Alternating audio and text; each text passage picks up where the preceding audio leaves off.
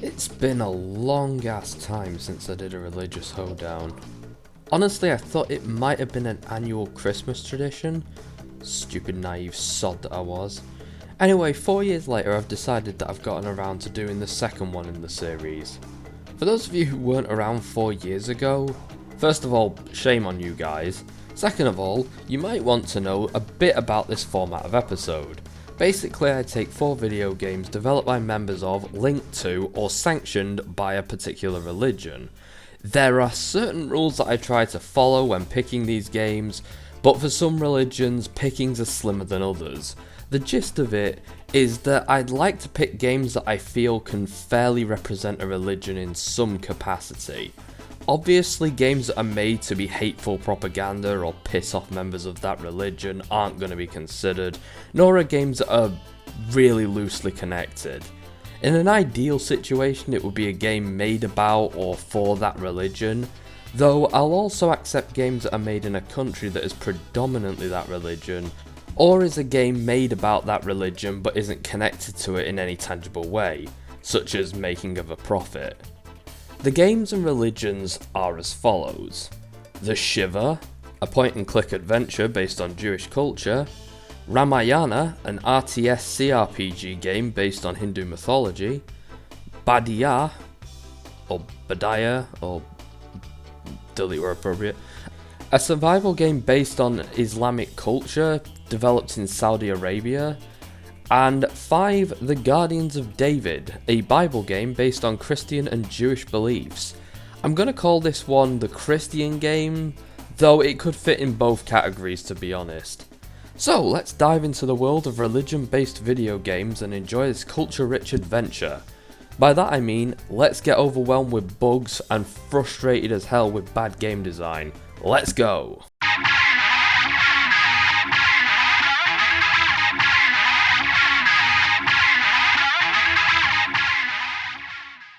Here's an odyssey for you, a game based on the Bible that's actually good. It's a rather decent hacky slashy RPG with multiple characters, a full narrative, and nice visuals, recognisable voice talent behind it, and it's actually based on events from the Bible, which is actually quite appreciated. I'll admit that I didn't have high expectations of this game, but it admittedly beat all of my expectations and then some. Gather round as we explore this miracle of a game. So there's an intro that properly establishes the setting, telling us who David is and why you should give a shit. Assuming that you don't know anything about this story because you aren't religious or whatever. I didn't, to be fair, so I'm not judging. The game properly opens up with our first guardians, Benaniah and Abishai. They're the archer and barbarian characters and are seemingly close friends or something. I originally thought that they were brothers, but someone else, Joab, is Abishai's brother. Awakened late after a night filled with the sounds and smells of the nearby Philistine army. Their camp overlooked the valley of Elah below. The shepherds had faith that King Saul would soon defeat the invading Philistines. Good morning, Benaiah. Morning, Abishai. Oh no, the sheep has been killed. It was one of the old shepherd's flock. We need to tell him. You might recognise some of the voice cast in this if you've played Telltale's Walking Dead, as the game is narrated by Dave Fennoy, who voiced Lee Everett. Who the fuck are these people in the woods? And Abishai is played by Gavin Hammond, who voiced Kenny. You guys okay? Most of the acting talent is quite strong in this, though the odd line comes across as being a bit, for want of a better word, odd. The cast aren't credited properly either, and it's a shame because I'd like to know if any more of the voices are people I know of. Sadly, I'd have to go through hours of IMDb scrolling to find that out, and I really can't be bothered. So Lee explains that Kenny and Benny here are woken up by the smell of a Philistine army. What the hell do they smell, of fish or something? It would also seem that sleeping on the job has come back to bite them in the ass as they find a dead sheep beside their little sleeping spot. Pair of idiots. So the first thing I notice is this rock that you can break open and it tells you some Bible trivia. I wasn't expecting much from this feature, but I do quite like the stuff that it gives you. Sometimes it gives you more background info, tells you how this game differs from the actual Bible account, and also clarifies some things that couldn't really be explained in narrative or in game design. So, this is where the game starts, and I'll begin with my first major grievance of this thing, and that's the movement. You move by clicking a space on the map and you run to it, kinda like an RTS game, which is grand. However, this isn't exactly the most fluent example of this kind of control. I constantly found myself getting stuck on things, just being unable to move. The camera got in the way a couple of times and I had to just click randomly to try and move forward. It's not a deal breaker as it doesn't exactly stop you from playing or enjoying the game, but it does make some parts a lot more difficult than they need to be and does stop your progress every now and then. So we save a shepherd from becoming dog food and he tells us that the Philistines are coming, so we need to get out and stop them. The game eases you in on both fronts with only 2 characters and some simple enemies to face. The game never gets too difficult, but I do like that it has a gradual difficulty curve and it's pretty well implemented. We are then introduced to Ariella, the sister of Abishai and an exclusive character to this game. Apparently Abishai had siblings in the Bible, but they were never named, and had no real role in the story. They added Ariella to assumedly have a girl in the game who is of some use to the story and also provide a character who plays differently from the 5 Israeli boys. It's apparently only conjecture that Abishai is a shepherd like David, which I don't blame them for doing this sort of thing because the Bible is kind of flaky on a lot of details in this story. You'll find out more about that after, but the narrative would be completely fucked if it was only what the Bible said it was. I appreciate that the developers made additions to this story for the sake of medium, but kept important elements untouched as much as possible. So we go into a cave and end up fighting a lion that has Ariella pinned under a rock. The only way for her to be saved is if Benaniah goes in with his big hammer and fights it off. He does this, dying a few times in the process, which is fine because he respawns 10 feet away from where he died and just gets to carry on as if nothing happened. There's not really a penalty for dying in this game, you just respawn and carry on. You can die 10,000 times to a boss and only hit it once every time you're brought back to life, and you still defeat it. This does kill any semblance of difficulty, but I don't mind that too much as I wasn't really playing this thing for a challenge anyway. Oi Simba, stop harassing my sister, you fucking freak. After killing the lion, we get a cool comic showing off the art. The art itself isn't actually too bad, and there's voiceover as well. I actually appreciate this over something like Soul Calibur 5, and given that the game is quite budgeted, it's very well done. Anyway, sometime later they notice that David is carrying some shite and that this Roman looking asshole is out here talking smack about God, and they're not having that. So David picks a fight with him and begins the legend of David and Goliath, in which tiny David stands before the Philistine giant Goliath and kills him with a slingshot. There's a lot more kiting in this version of the story than there was in Sunday school, but it's one dude fighting a giant, so I don't blame him. One thing that I couldn't help but notice is there's a sound effect, and I swear it's the Left 4 Dead voting sound effect, which is a weird connection, I'll admit. Anyway, you haven't much to worry about in this fight because you cannot be hurt as God protects you. Not very honest having deities put cheat codes on for you, but whatever. We celebrate this victory for God by stealing all of the Philistine shit and burying it all in a cave in the ass end of nowhere. So the gist of the plot is that this guy, Saul, is the king and is fighting the Philistines, but nobody cares about him and they're too busy fangirling and simping for David.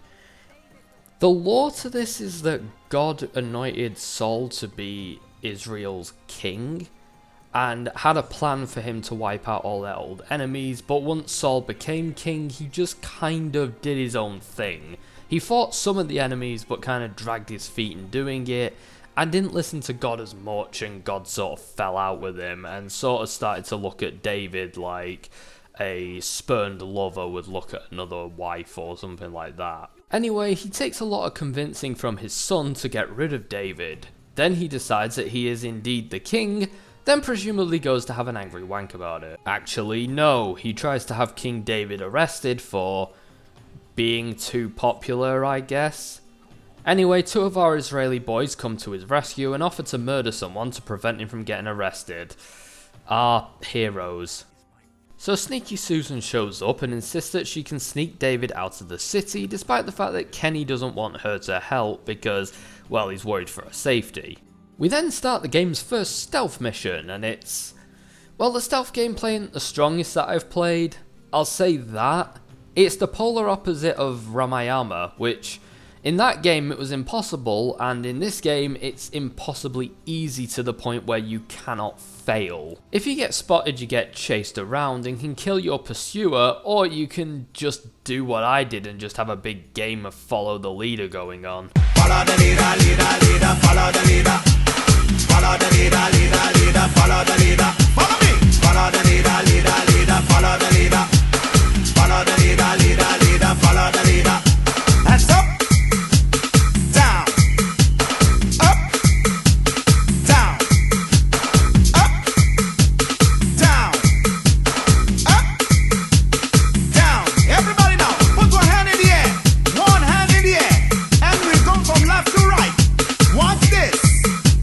We then get spotted. Oh no. But worry not. This glorious mustache, and the man attached to it, are here to save us. My name is Eleazar. I am a soldier of Israel, and my commander is David, son of Jesse. This glorious hunk of man is Eleazar, and he will be our tank and sword and shield boy this evening. So me, the boys, and our new troop of enemy Israeli boys run through the alleyways until we get to freedom. I then realise that I have a shield in my inventory, but it's apparently garbage compared to the earliest shield that you can get in the game, which makes me wonder why even have it to begin with. At least companions start out with good gear in this game instead of just having clothing or underleveled gaff. So I fight through some cliffs and through a dark dingy forest and get a feel for the gameplay. It's actually quite a decently made affair which does a good job of counteracting your party numbers with the enemy count. The enemies vary in strength and there's often some stranger boys among the group. One thing that I absolutely adore in this game is how some of the earlier outfits make Abishai look like he's taking a sick day from work. He's all bunged up in his little dressing gown with his slippers on and his shawl. He looks like he should be snuggled up on the couch, not fighting a war, the poor dear.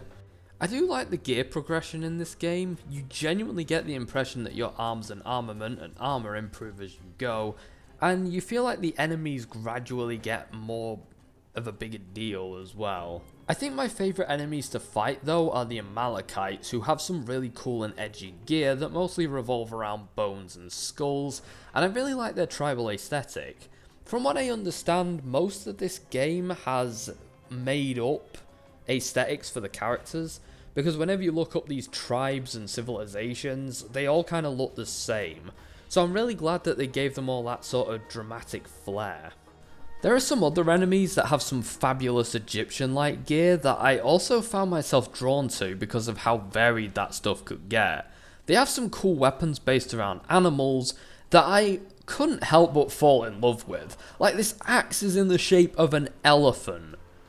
That's like the coolest thing ever. I looked it up and apparently this doesn't exist. These axes and these weapons are just purely the game's design, which is even more cool to me. The closest thing I found to this elephant axe was an elephant-headed dagger, which belongs inside a rifle axe. It looks like something from Bloodborne. It looks very impractical, but I cannot help but just admire how fucking cool this is. Most levels or chapters end with a boss. In this one it's Shabitku, the Egyptian. I did search up on Shabitku and found that he's apparently a pharaoh of some sort. Not sure if this is who it's meant to be. I doubt it unless he took random walks and attacked Israelites for virtually no reason. So, David is on the run but continues to campaign against the enemies of Israel, not seeing Saul as one of them despite the fact that he's trying to hunt him down and kill him. In this scene we're introduced to Joab, who's kind of like the Joshua Graham of the story, a hard-ass strategist who is righteous and pretty fucking brutal. You'll see what I mean later if you don't know. There is a shop mechanic in this game where you have to spend shekels, which is the most Jewish sounding name for a currency I've ever heard. The weapons are usually a bit better than your current gear, but cost a lot of shekels and are usually a visual downgrade. They're always a level behind in aesthetic, which is lame and I hate it. After winning the battle on the wall and saving the city, David asks God if the ungrateful bitches are gonna grass him up to King Saul, and apparently they will, so we have to get out of town before that happens. We also pick up our fifth and final Israeli boy called Shammah. He's a slingshot guy who speaks in some sort of mystic drawl who nobody quite understands. Whilst he introduces himself, David lets slip that he wants a drink of water from the well, and so the boys go on their new adventure to go to Bethlehem and get him some water. I don't know why it has to be that water from that town, from that well specifically, but it does, so off we go. So after kicking the shit out of everyone in Bethlehem, we return with some water for David, who is horrified that we risked our lives for it, and proceeds to thank us by pouring it on the ground. God, what a dick. To be fair, this is an interesting character moment for David because he does realise the power that his influence has over his followers, and it kinda scares him. I feel it could have been portrayed a little better in the story, like maybe he could have given the water to one of the hundreds of refugees he had in his care. But still, I find his dilemma to be genuinely interesting, especially in the early game where he's first starting to notice that his words and actions have consequences. I am aware that this is exactly how it goes in the Bible, but that's not going to stop me from criticising it. His dialogue in this scene actually plays into a later plot point, which is something I only noticed during editing. You'll likely see what I mean if you stick to the end or you've read the Bible. Or you're just going to cheat now and read the Bible to beat me to it. So, David, caught between a rock and a hard place to the point that one of his eyes goes wonky, decides that between his two enemies, he is best going with the Philistines as allies because they're less likely to have him whacked 2 weeks after joining their ranks. So, he hopes they'll take him and his people in so he can work behind their backs and betray them. Our hero? Yeah, admittedly, these characters are kind of grey in their morality. I also can't help but think that the Philistines do offer them a good deal. They get their own place to live and a job, and they're still hell-bent on betraying them. I've played some games with some morally questionable protagonists. I think these guys are pretty high up there, not gonna lie. So the master plan here is that David pretends to be fighting his former friends, but is actually fighting the enemies of Israel instead. He starts with the Amalekites, who are like the Tuscan raiders of the region. They're apparently descended from some guy who fucked Moses over during the Exodus, and thankfully everyone just revolves their entire identity around people from that time, waiting for another significant historical event to happen, making it easy to follow the story. In this part of the story, David and the Israeli boys genocide dozens of tribes, killing literally everyone, and it's played off like it's quite a good thing. He literally wipes out small civilization after small civilization, and the narrator seems to think it's great, like he's just wiping dirt off a countertop. Like, I get the necessity of it because they're barbarian tribes that attack people and shit, but this strikes me very similar as Anakin massacring that village in Star Wars. And they just sort of play it off like it's a lot more noble than I think it actually is. What's wrong, Annie?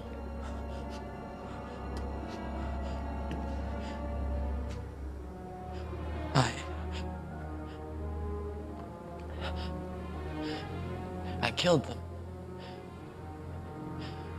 I killed them all. They're dead. Every single one of them.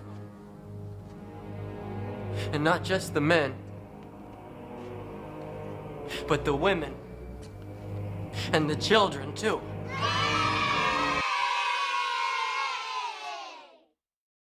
Oh, but he didn't kill any Israelites, so I guess no real people were hurt as far as the narrative's concerned. David also continues to con his benefactor by telling the white lie that he's invading the lands of Israel, which is technically true. He just wasn't attacking the Israeli population like King Achish wanted. I hate some of these names, they're really hard to pronounce. To be fair, I blame Akish for not sending someone with them to make sure that they're doing what he wanted them to do. Like an advisor or something. I mean, these guys were the enemy at one point, and now he's just giving them free reign to do what they want. That's kinda stupid on his part. So, apparently Akish's generals see through David's plan and tell their king, yeah, this guy's gonna betray us. So Akish tells David that he should probably go back to Ziklag, where he does, only to find out that the people he genocided took revenge. They burned down his town, stole all of his shit, and took everyone captive. Which personally, I think that gives them the moral high ground because they didn't fucking genocide everyone. But, oh no, they stole all that stuff we stole. Time to go and finish the job. Apparently people were planning on stoning David to death for being such a dummy. But he convinces them that it would be a better use of their time to use that anger to get their stolen shit back. So they do. David communicates with the Lord in a tent, and God tells him to stop bothering him and go and get his shit back. So off they go. So then we fight the Amalekites, the edgy schoolboys, who have the best gear in my opinion, because it's all animal skull based. I mean, they have hammers and axes and human heads embedded into them. How can your inner man-child not be buzzing right now? One thing that the story elaborates is that in the Bible, 400 Amalekites escape on camels during David's genociding of them. This is something that is just left in the Bible, kind of like Andrew running away in The Walking Dead. But in this game, they actually find these boys again and finish them off. Apparently the 400 Amala boys, who barely got out with their lives, thought that they could do what they couldn't do when they were 10,000 strong. This is where David becomes God's favourite over Saul, because God asked Saul to take out a bunch of the ancient enemies of Israel, and Saul kind of dragged his feet over it. You know, typical politician. Anyway, at this point, Saul dies, which means there's a grab for power now, and David could potentially take the throne from Saul's newly crowned idiot son. The two of them duke it out for 2 years before some misguided men murder the idiot son in his bed, which conveniently makes David the victor by default. Funny that. Anyway, David asks about taking on the Moabites, but these damn Philistines turn up and start wrecking shit. So we're off for another stealth mission with Ariella, and yes, you can run through this one as well. Though I quickly learned that you don't even need to do that, and you can actually just one-shot everything without being seen, using her superpowers. The only drawback is that they have cooldowns, but there's 3 of them, and the enemies are so spaced out, you'll have one at your disposal, usually at all times. Unless you really screw up and manage to miss with all 3 powers, then you just gotta wait a few seconds and then try it again. Ariella is so super durable, and if she dies, she just respawns 10 feet away from where she fell. So not much by way of a challenge, but I still prefer that to how impossible Ramayama was. So the next mission involves setting pigs on fire and having them run around the enemy's camp so they'll burn all the tents down, which is a new one. Next we meet Goliath the Git, who is apparently Goliath's big bad brother. Anyway, Eleazar decides to forego the advantage of 5 people fighting on his side, and fights on his own. There are several fights like this, and I really don't like it. It puts you at a major disadvantage, and it's not like it gets cinematic or cool, it's just awkward hacking and slashing constantly and frantically to try and make up for the fact that you are on your own when you should have 5 characters in this game. This battle took place near the location where Samson slew 1,000 men with the jawbone of a donkey. I'm sorry, but what? This isn't a real thing, right? This is actually a real thing. Then Samson said, with a donkey's jawbone, I have made donkeys of them. With a donkey's jawbone, I have killed 1,000 men. Oh, and then he threw the goddamn jawbone on the floor, and apparently they founded a city on top of it. Because apparently in Bible times, there was just guys running around like opportunists, trying to find random things happening where they could just build cities on top of them. Like, every time something happens, like a guy takes a shit in a hole, oh, we could build a civilization on top of this. They're not looking for, like, rivers or fertile land. No, just where crazy shit happened, where they could just go, yeah, this happened here. Maybe the tourism was worth it, but otherwise, I don't know. So we meet this old dude, and I just love how this scene plays out for so many reasons. Please, I can help you. I can help open the courtyard doors. I can. See? I opened the doors, I did. Thank you, Sanballat. When this is all over, we shall return you to Isreal with us. Oh, thank you, kind master. Now, into the courtyard. In to kill the Philistines. A tumult will arise among your people, and all your fortresses will be destroyed, as Shimon destroyed Beth Arbel on the day of battle, when mothers were dashed in pieces with their children. Shama, wait!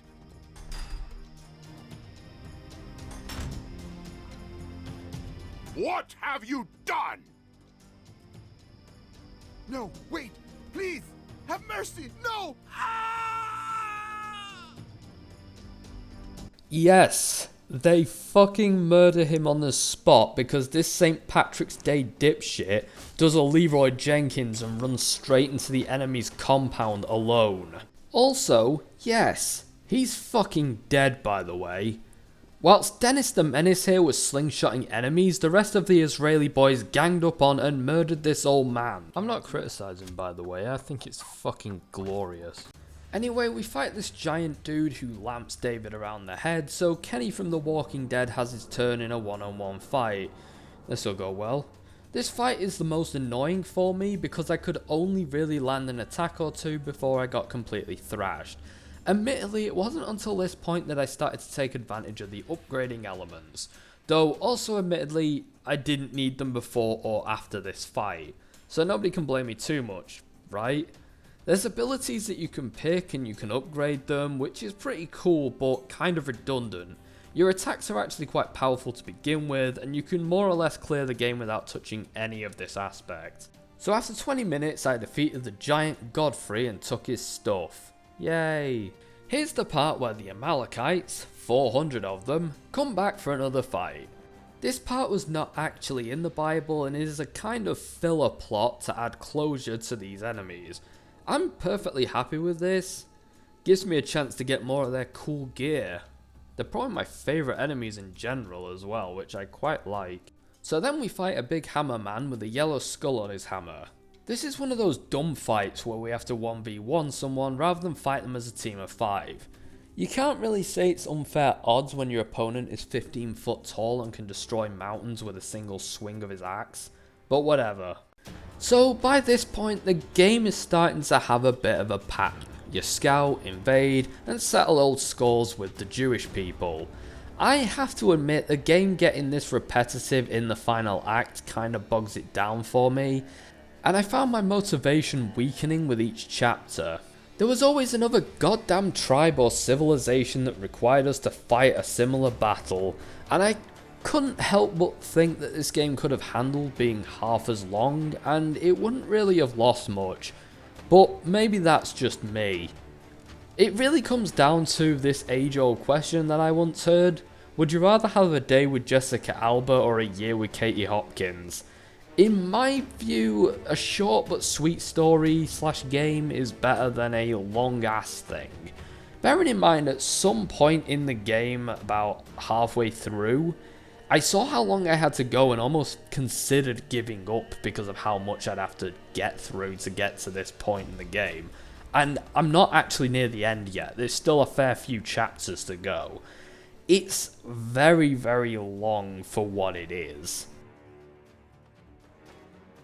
So at this point in the story, they introduce the character of Uriah. It's kind of weird that he's rolled out now due to his significance in the game's ending. I do love these enemies, the Ekdamites, because they have some really awesome gear. They kind of remind me of the pack from Fallout 4's Nuka World DLC because how their gear is based on animals and really stylized and colourful. Anyway, we fight another boss and get to a scene where Joab is showing himself off as being a bastard.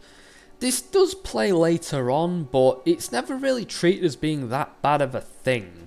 Like, he murders all of his captives, and it's considered a bit of a character growth moment when he only kills 2 out of 3 captives, like a lovely murderer.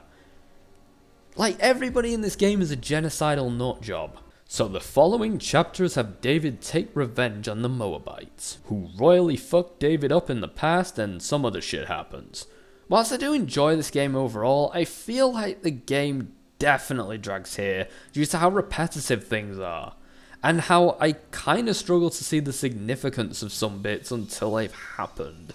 This is where I'm doing the most skimming, because shit just repeats itself 3 or 4 times in a row. Anyway, at this point, the 5 Israeli boys discuss their distrust of Joab, who is a bit too big for his boots, and, well, there is that of him being kind of a psychotic, murderous, genocidal dick. Joab's bloodthirstiness kinda catches up with him when an enemy in the late game refuses to surrender and reveals that Joab murdered a fuck ton of people, sparing little to none of them. And so, future enemies refuse to surrender because, well, they might as well go out fighting.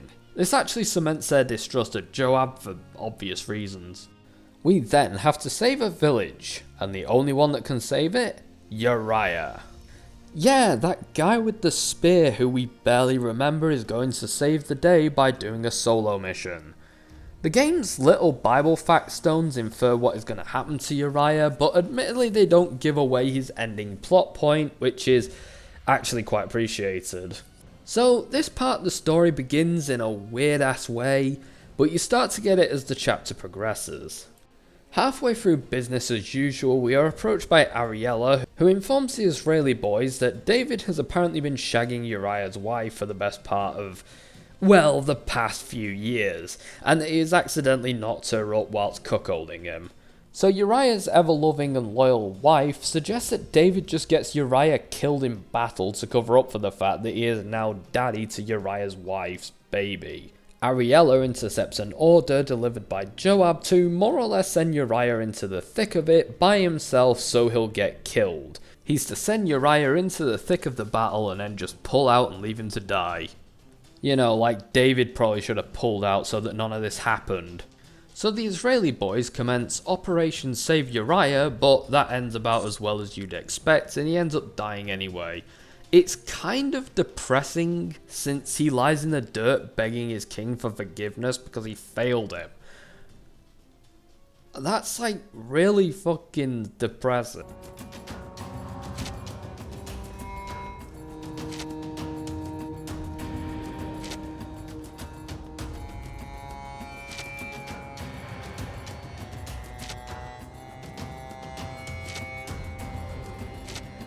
The Ammonite general Zaham stood cruelly over Uriah the Hittite and mocked him.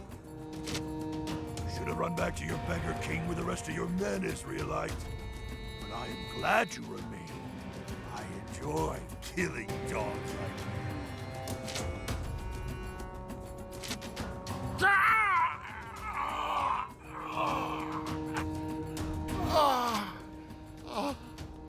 Oh, my king.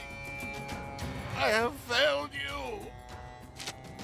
And so ended the story of Uriah, who was known as the Hittite. We defeat the guy who kills him and the game ends on some animosity with David's generals and even David himself. Though I kind of find it annoying how few people actually blame David for this shit, and most of them blame the other woman, his generals, Joab, and basically everyone else. Like, clearly it's David's fault that any of this crazy shit even happened.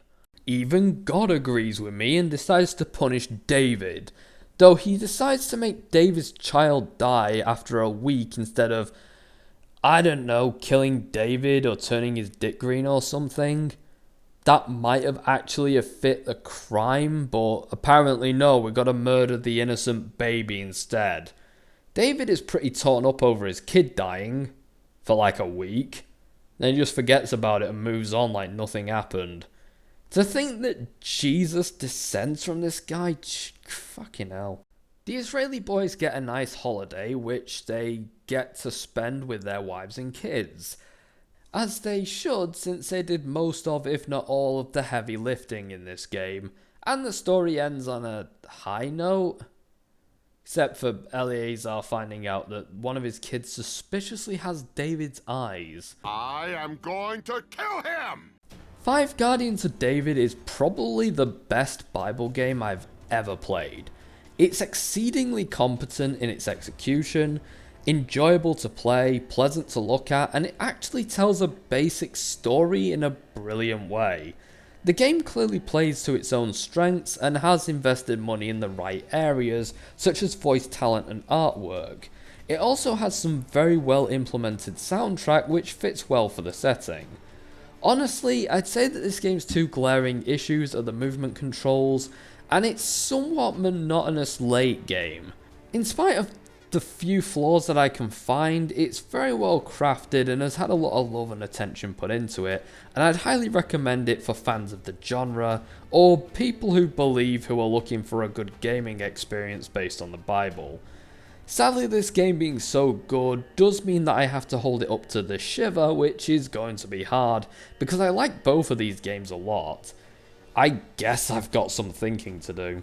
So ends another religious hoedown, and so begins the difficult bit of saying which game is probably my favourite, but I'll rank from the bottom and head up to the top.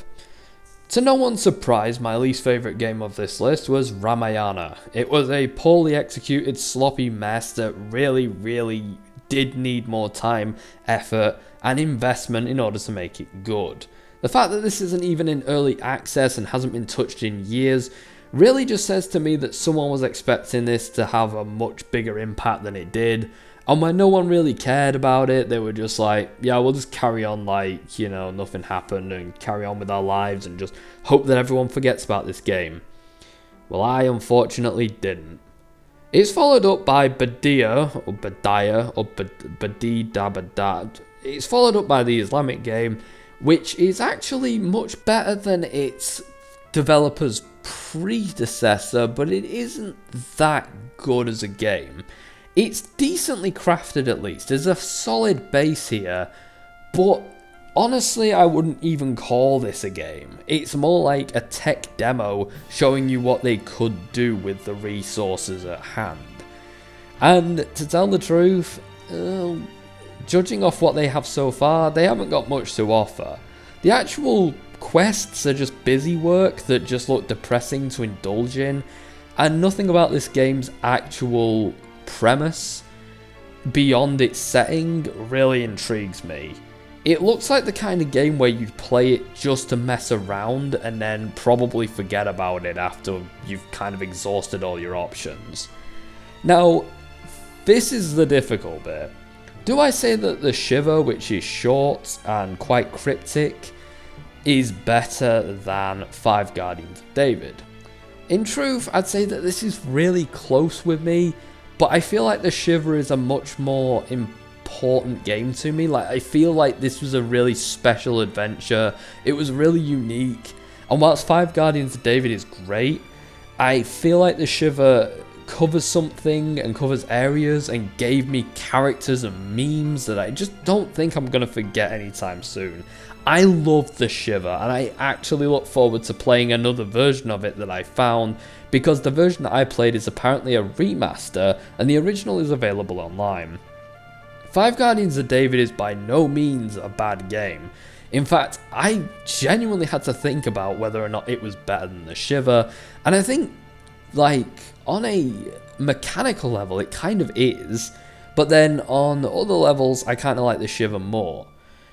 In truth though, I feel like Five Guardians of David is definitely something special in itself, especially for its genre and for the fact that it's a Bible game that I genuinely, unironically enjoyed. It's better than the last Bible game we covered. So, to finish, I'd say that the Shiva definitely wins this time, and that the Bible game that followed it is probably the highest ranking Christian game I've covered on this channel. So, hell, that's good. It's better than the New Testament because it's mechanically very competent and actually tells a story that I unironically like. So, to tell the truth, yeah, I really enjoyed this religious hoedown as a thing. The bad was actually interesting and the good was, well, exceptional. And I genuinely enjoyed the good games that this gave us. I'm hoping to play the follow-up games because I want to see the classic version of the Shiver, but I also want to see the follow-up games to Five Guardians of David, both of which we've not actually got to experience yet because, well, obviously it would make the videos on these games way too long if I covered them both in one video, so I'll probably have to do another video on those, whether it be a 0.5 or a full video, I guess we'll see. But for now, yeah, that's this current religious hoedown. I don't know when I'm going to next do one. I'm collecting games for it already because, well, a lot of these games are interesting, and when I see them I kind of have to get them before I forget they exist. But hopefully next time we'll have just as much fun as we did with this one. Or the one before for that matter, because the other one was actually a lot of fun too. Anyway, join me next time as I do something a little more... Well, it does have a link to the Bible actually, the next game that I plan on covering. But it's also kind of a nostalgic one for me as well, and a nostalgic one for a friend. And I kind of wanted to do this for his birthday on the 17th of February, but found that, well, this game, Five Guardians of David, just took forever to get through, so what can I say? For now though, have fun praying. I don't have a good sign out for this.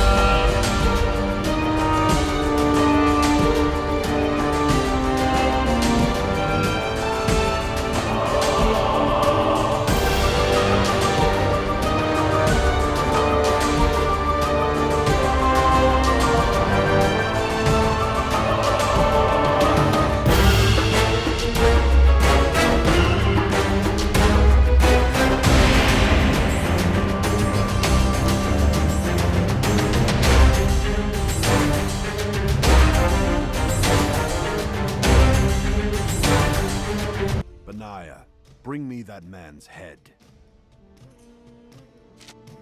Well, this ought to be fun.